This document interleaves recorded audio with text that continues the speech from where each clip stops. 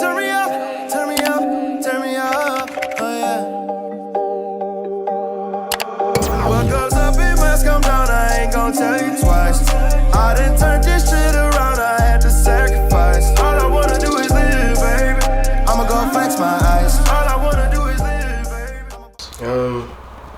When I was younger, to start from the beginning, my dad was a rapper. He did not like the highest scale, but he did it enough for me to want to do it. And then as I got older and started to do it for myself and stuff like that, it was like the Michael Jacksons and I guess you could say like the Bong Thugs and Harmony, like people from the city, of course. And that's just early because I didn't start out singing. More so than I just wanted to do music, and rap and stuff. So, Bone Thugs and or the Michael Jacksons or the James Browns. When I was young, my parents had Old Souls and my grandparents put me onto Temptations and stuff like that. So I really got into the influence of music out of the older music that was out when we were younger. So, funny story. I started out on the movie set as a PA, a production assistant.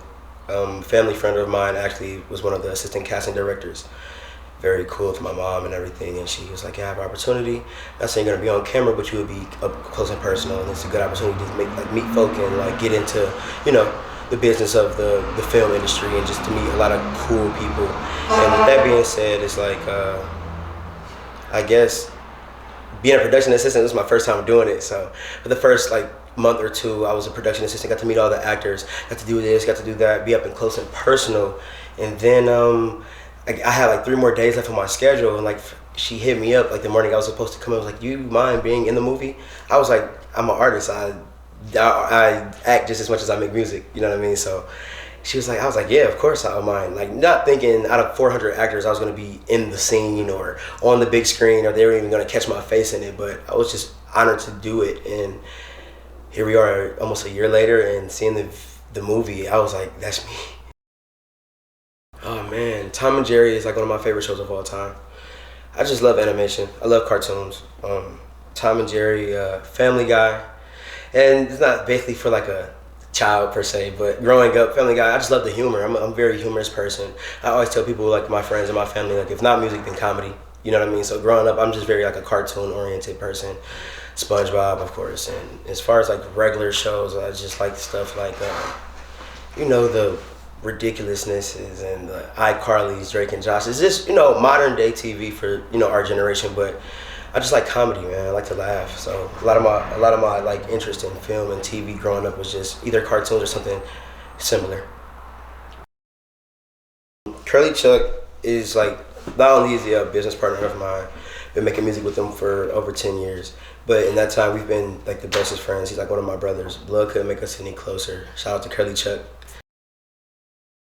I was just telling my manager, Jameer, and my DJ, Rand, that I wish that I had contacted somebody or had somebody to talk to about being on the lineup. Because I saw the flyer drop and I was like, man, this show looks fucking dope. You know what I mean? And I would love to, and all the people performing are my friends. You know what I mean? So I was happy to see that it was even a thing. And I was like, man, I can't wait to go. You know what I mean? Just to go and everything. And then Chuck texted me one day and he was like, "Do you want to perform at this show or whatever on the 20th?" I was like, I think if this is the show where I was just talking to my manager about, then what the fuck? I would perform anywhere, but the fact that I was just talking about it is crazy. I was like, of course, I'll perform anywhere. Where is it? He sent me the flyer. I was like, hell yeah, I'll perform. He was like, man, I need you to do your, do your song. And I was like, definitely. So that was probably 2.5 weeks prior to the show. So we didn't really talk about it much. Once he said something, it's just what it is. We had that type of brotherhood. And I 2 days before the show, he's like, "How does your voice feel?" And I was like, "Oh shit, I forgot. This is he really wants me to perform." So I was like, man. And then getting to the show, it seemed like Chuck is he's such a unselfish person. He's such a selfless person that it seemed as if he was more worried about me being a part of it than it happening.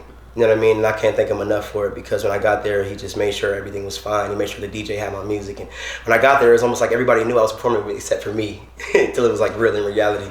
And when I got on stage and stuff like that, it seemed like that was just something we rehearsed 1,000 times. When in reality, it was just a conversation. Used to a baby.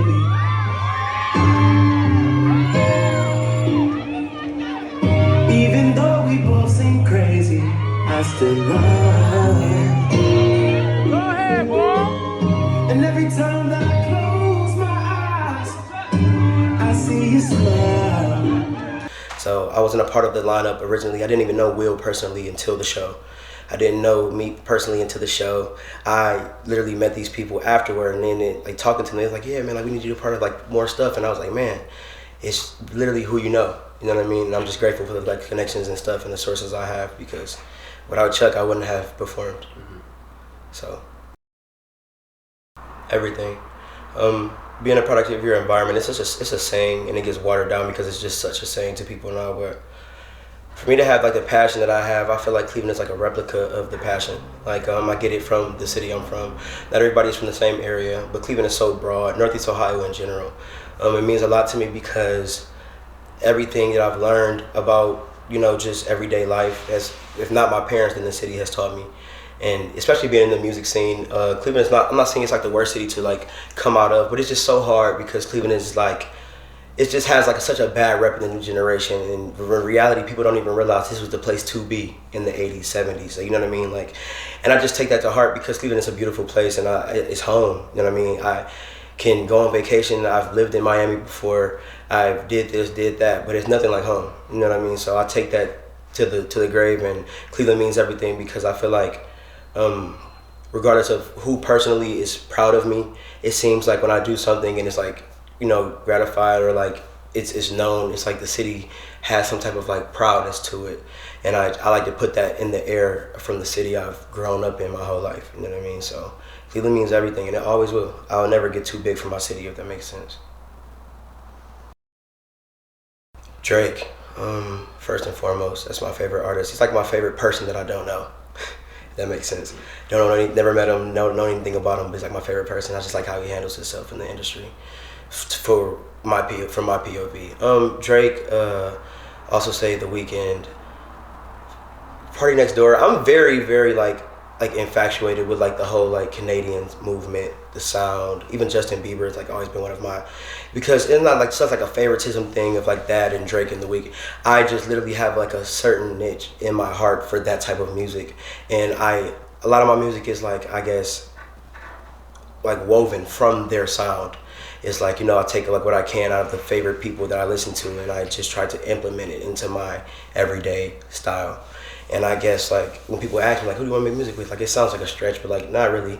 But Drake, like I feel like I would love to make music with my idol, with a person I seek to be as successful with when it comes to being yourself.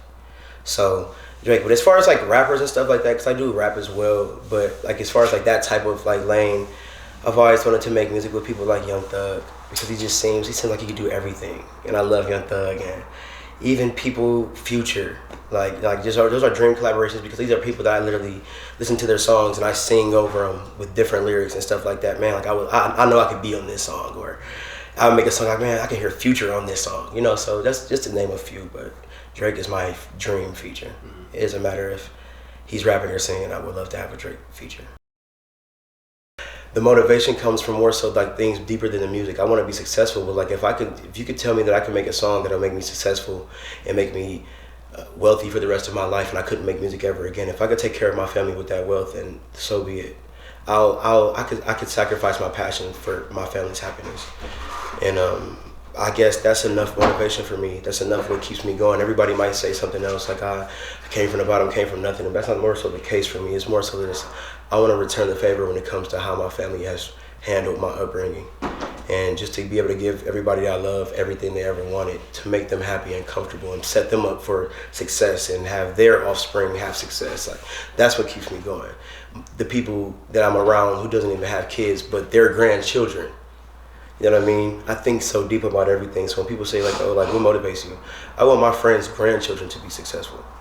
That's what motivates me. I want to set like a pin and like and make my mark, and I want it to spread globally. Like I want just people like to say, whether he's here or not, dead or alive, whether he was out for a long time or not, he was legendary. A lot, actually. Got some, you know, just closed opportunities on the way. Just, you know, staying prayed up, staying humble, keeping God first, and just hoping that those things pan out the way they should. And videos, more music videos. Been out for a long time in my respective right, and I don't have as many videos as I would like. So like me and my management has been focused on getting me as many videos done, and I have a whole album recorded titled Autumn Archives, in which I recorded last fall in 2020. That I'm just going, it's like my baby, man. I'm keeping it sacred. I want to just focus on giving myself enough traction to drop an album that'll keep a lot of people, or enough people, intrigued for the whole project.